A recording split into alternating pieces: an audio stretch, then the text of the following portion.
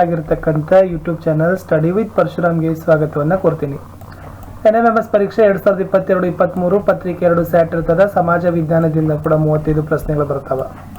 ಇವತ್ತು 13ನೇ ಪಾಠ ವಾಯುಗೋಳ ಪಾಠದ ಭಾಗ 1ರಲ್ಲಿ ಮೋಸ್ಟ್ ಇಂಪಾರ್ಟೆಂಟ್ ಆಗಿರತಕ್ಕಂಥ 30 ಕ್ವಶನ್ಸ್ ಅನ್ನ ತಂದಿದ್ದೀನಿ. ಈ ಹಿಂದಿನ ವಿಡಿಯೋ ನೋಡದೇ ಇದ್ರೆ ಈ ವಿಡಿಯೋದ ಡಿಸ್ಕ್ರಿಪ್ಷನ್ ಬಾಕ್ಸ್ ನಲ್ಲಿ NMMS 22-23 ಸಮಾಜ ವಿಜ್ಞಾನ ಅಂತ ಒಂದು ಪ್ಲೇಲಿಸ್ಟ್ ಲಿಂಕ್ ಇದೆ, ಅದನ್ನು ಒತ್ತಿ ನೋಡಬಹುದು. ಅಷ್ಟೇ ಅಲ್ಲದೆ ಈ ವಿಡಿಯೋವನ್ನು ಲೈಕ್ ಮಾಡಿ, ನೀವು ಬಳಸ್ತಕ್ಕಂಥ ನಿಮ್ಮ ಶಾಲೆ ವಾಟ್ಸಪ್ ಆಗಿರ್ಬೋದು, ಟೆಲಿಗ್ರಾಮ್ ಗ್ರೂಪ್ಗಳಲ್ಲಿ ಈ ಲಿಂಕನ್ನು ಶೇರ್ ಮಾಡಿ. ಫಸ್ಟ್ ಟೈಮ್ ವಿಡಿಯೋವನ್ನು ನೋಡ್ತಿದ್ರೆ ದಯಮಾಡಿ ಚಾನಲನ್ನು ಸಬ್ಸ್ಕ್ರೈಬ್ ಜೊತೆಗೆ ಬೆಲ್ ಐಕಾನನ್ನು ಅವಶ್ಯವಾಗಿ ಒತ್ತಿ. ನಾವು ಹಿಂದಿ ಸಮಾಜ ವಿಜ್ಞಾನದಲ್ಲಿ ಕಲಿಕಾ ಚೇತರಿಕೆಯ ವಿಡಿಯೋಗಳನ್ನು ಹಾಕ್ತಾ ಇದ್ದೀವಿ. ಹಿಂದಿ ಸಮಾಜ ವಿಜ್ಞಾನದಲ್ಲಿ ರಾಜ್ಯ ಪಠ್ಯಕ್ರಮಗಳ ಪ್ರಶ್ನೋತ್ತರಗಳ ವಿಡಿಯೋಗಳನ್ನು ಸಹಿತ ಅಪ್ಲೋಡ್ ಮಾಡ್ತಾ ಇದ್ದೀವಿ. ಸೊ ನೀವುಗಳು NMMS ವಿಜ್ಞಾನ ವಿಷಯದ ವಿಡಿಯೋಗಳನ್ನು ಸಹಿತ ತಪ್ಪದೆ ನೋಡಿ. FASA ಎಕ್ಸಾಮಿನೇಷನ್ ಕ್ವಶನ್ ಪೇಪರ್ಸ್ ವಿಡಿಯೋಗಳಿದ್ದಾವೆ. ಏನಾದರೂ ಡೌಟ್ ಅನಿಸಿದ್ರೆ ಕಮೆಂಟ್ನಲ್ಲಿ ಪಿನ್ ಮಾಡಲು ಮರೆಯದಿರಿ. ಸೊ ಮೋಸ್ಟ್ ಇಂಪಾರ್ಟೆಂಟ್ ಏನಪ್ಪ ಅಂತಂದರೆ, ಸೊ ನಮ್ಮದೇ ಒಂದು ಟೆಲಿಗ್ರಾಮ್ ಗ್ರೂಪ್ ಇದೆ ಸ್ಟಡಿ ವಿತ್ ಪರಶುರಾಮ್ ಅಂತ. ಅದರ ಲಿಂಕನ್ನು ವಿಡಿಯೋದ ಡಿಸ್ಕ್ರಿಪ್ಷನ್ ಬಾಕ್ಸ್ನಲ್ಲಿ ಹಾಕಿದ್ದೀನಿ. ಸೊ ಅದಕ್ಕೂ ಕೂಡ ತಾವೆಲ್ಲರೂ ಕೂಡ ಬಂದು ಜಾಯಿನ್ ಆಗಿ ಅಂತ ಹೇಳ್ತಾ, ಸೊ ಹಿಂದಿನ ವಿಡಿಯೋವನ್ನು ತಪ್ಪದೆ ನೋಡಿ, ನಿಮಗೆ ತುಂಬ ಬೆನಿಫಿಟ್ ಆಗಿರ್ತಕ್ಕಂಥ ವಿಡಿಯೋಗಳು ನಿಮಗಾಗಿ ಇದ್ದಾವೆ. ಇವತ್ತಿನ ಪ್ರಶ್ನೆ ಒಂದಿತ್ತು, ವಾಯುಗೋಳ ಅಂದರೆ ಏನು? ಭೂಮಿಯನ್ನು ಸುತ್ತುವರೆದಿರುವ ಅನಿಲಗಳು, ಧೂಳಿನ ಕಣಗಳು ಮತ್ತು ನೀರಾವಿಯ ತೆಳುವಾದ ಪದರಕ್ಕೆ ವಾಯುಗೋಳ ಅಂತ ಕರಿತೀವಿ. ವಿಶೇಷವಾಗಿ ಭೂಮಿಯನ್ನು ಸುತ್ತುವರೆದಿರ್ತಕ್ಕಂಥ ಎಲ್ಲ ಅನಿಲಗಳು ಬರ್ತಾವ, ಧೂಳಿನ ಕಣಗಳು ಬರ್ತಾವ, ಜೊತೆಗೆ ನೀರಾವಿಗಳು ಬರ್ತಾವ. ಈ ಮೂರೂ ಸೇರಿ ಆಗಿರ್ತಕ್ಕಂಥ ಒಂದು ತೆಳುವಾದ ಪದರನ ವಾಯುಗೋಳ ಅಂತ ಕರೀತಾರೆ. ಜೀವಗೋಳವನ್ನ ಬಾಹ್ಯಾಕಾಶದಿಂದ ಪ್ರತ್ಯೇಕಿಸಿ ರಕ್ಷಣೆ ನೀಡತಕ್ಕಂಥ ವಲಯ ಯಾವುದು? ಈ ಜೀವಗೋಳವನ್ನ ಬಾಹ್ಯಾಕಾಶದಿಂದ ಬೇರೆ ಮಾಡ್ತದ, ಜೊತೆಗೆ ರಕ್ಷಣೆಯನ್ನ ಕೊಡ್ತಕ್ಕಂಥ ಕೆಲಸ ಮಾಡ್ತಕ್ಕಂಥದ್ದು ವಾಯುಗೋಳ ಅಂತಕ್ಕಂಥದ್ದು ಸರಿಯಾದ ಉತ್ತರ. ವಾಯುಗೋಳದ ದಪ್ಪ ಎಷ್ಟು? ಸುಮಾರು 1000 ಕಿಲೋಮೀಟರ್ ಇರೋದು ವಾಯುಗೋಳದ ದಪ್ಪ. ಸೂರ್ಯನ ಶಾಖವನ್ನು ಹಿಡಿದಿರಿಸಿಕೊಂಡು ಭೂಮಿಯನ್ನ ಬೆಚ್ಚಗಿರಿಸಿ ಜೀವಿಸಲು ಸೂಕ್ತವಾಗಿರಿಸುವ ಗೋಳ ಯಾವುದು? ಅಲ್ಲಿ ಏನ್ ಕೇಳಿದಾರೆ ಅಂದ್ರೆ, ಸೂರ್ಯನ ಶಾಖ ಹಿಡಿದಿಟ್ಕೊಳ್ತದ, ಭೂಮಿಯನ್ನೇ ಬೆಚ್ಚಗೆ ಮಾಡ್ತದ, ಮತ್ತೆ ಜೀವಿಗಳು ಸೂಕ್ತವಾಗಿರ್ತಕ್ಕಂಥ ಗೋಳ ಯಾವುದು ಅಂತ ಕೇಳಿದ್ದಾರೆ. ಸೊ ವಾಯುಗೋಳ ಅಂತಕ್ಕಂಥದ್ದು ಸರಿಯಾದ ಉತ್ತರ ಇತ್ತು. ವಾಯುಗೋಳ ಏನನ್ನು ಒಳಗೊಂಡಿದೆ? ಸೊ ಆಲ್ರೆಡಿ ಹೇಳಿದ್ದೀವಿ, ವಿವಿಧ ಬಗೆಯ ಅನಿಲಗಳು, ಧೂಳಿನ ಕಣಗಳು ಮತ್ತು ನೀರಾವಿ, ಈ ಮೂರು ಸೇರಿ ಆಗಿರ್ತಕ್ಕಂಥ ಪದರವೇ ವಾಯುಗೋಳ. ಹಾಗಾದ್ರೆ ವಾಯುಗೋಳ ಒಳಗೊಂಡಿರೋದೇ ಅನಿಲಗಳು, ಧೂಳಿನ ಕಣಗಳು ಮತ್ತು ನೀರಾವಿ. ವಾಯುಮಂಡಲದಲ್ಲಿ ಹೆಚ್ಚಿನ ಪ್ರಮಾಣದಲ್ಲಿರುವ ಅನಿಲ ಯಾವುದು? ಸೊ ವಾಯುಮಂಡಲದಲ್ಲಿ 78.8% ಏನದಪ್ಪ ಅಂತಂದ್ರೆ ನೈಟ್ರೋಜನ್ ಅದ. ಇದು ವಾಯುಗೋಳದಲ್ಲಿರ್ತಕ್ಕಂಥ ವಾಯುಮಂಡಲದಲ್ಲಿರ್ತಕ್ಕಂಥ ಹೆಚ್ಚಿನ ಪ್ರಮಾಣದಲ್ಲಿರುವ ಅನಿಲ ಆಗದ ನೈಟ್ರೋಜನ್.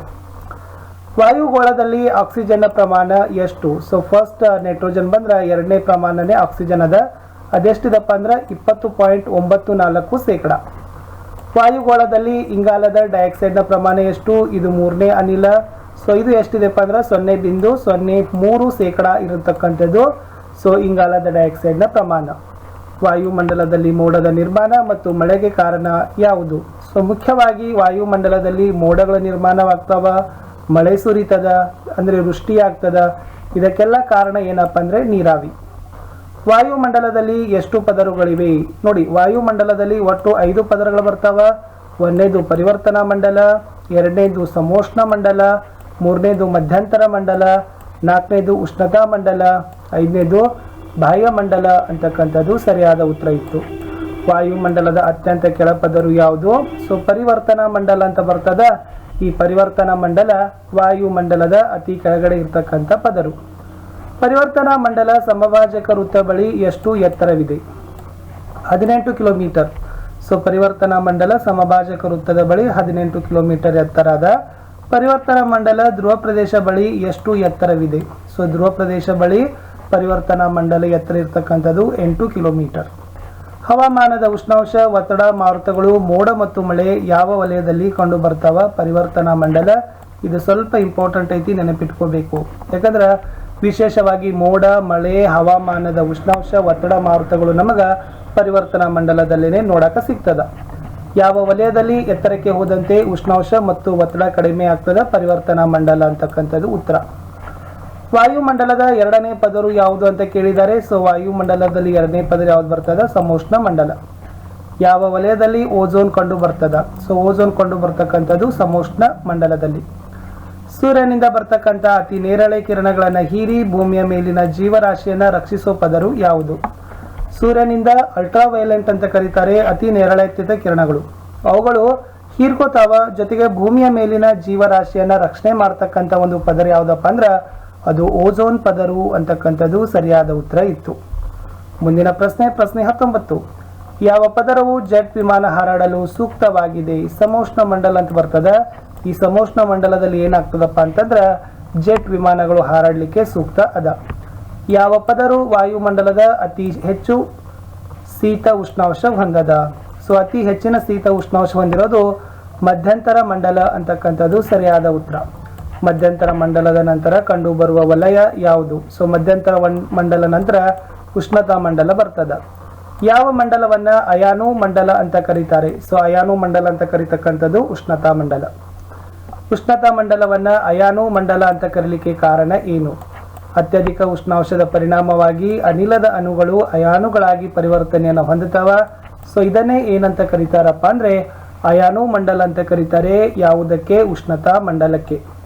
ವಾಯುಮಂಡಲದ ಅತ್ಯಂತ ಮೇಲಿರುವ ಪದರು ಯಾವುದು? ಸೊ ವಾಯುಮಂಡಲದ ಅತ್ಯಂತ ಮೇಲೆ ಬಾಹ್ಯ ಪದರು ಇರದ.